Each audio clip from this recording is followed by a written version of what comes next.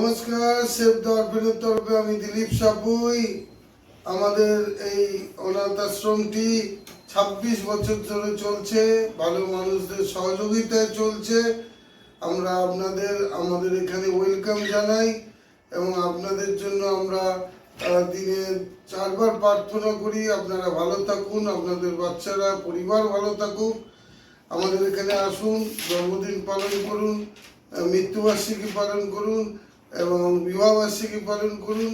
আমাদের বাচ্চারা, অনাথ বাচ্চারা ওই দিন ভালো খাওয়া দাওয়া করবে, এটাই আমার খুশি। Welcome, save the orphan. 26শে জানুয়ারি প্রজাতন্ত্র দিবস, সেভ দ্য অরফানে অনুষ্ঠান চলছে। বাচ্চারা অনুষ্ঠান করছে, অনুষ্ঠান করছে।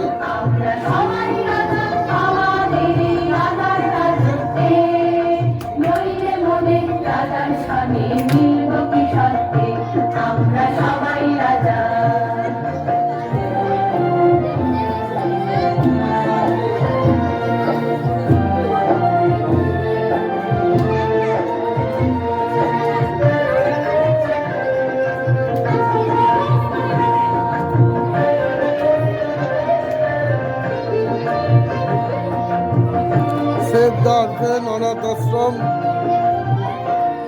টালিগঞ্জ বাঁশদলিতে অবস্থান করছে রেনিয়া পাওয়ার হাউস। সেখানে সেভ দ্য অরফানের 2024-এর 26শে জানুয়ারি প্রজাতন্ত্র দিবস, 75তম প্রজাতন্ত্র দিবসে বাচ্চারা তাদের অনুষ্ঠান করে দেখাচ্ছে সবাইকে। অনুষ্ঠান অনুষ্ঠিত হচ্ছে। ধন্যবাদ দিই যারা আমাদেরকে সাহায্য দেয়, যারা জন্য আমরা খেতে পারি, আমাদের বাচ্চারা বড় হয়, যাদের চেষ্টায় আমরা এতদূর পৌঁছাতে পেরেছি, তাদেরকে ধন্যবাদ দিই। সেই অদৃশ্য দেবতাদ্বয় যারা আমাদের সাহায্যের ডালিনে এগিয়ে আসে এবং অনাথ আশ্রমের সাহায্য দেয়। ধন্যবাদ দিই।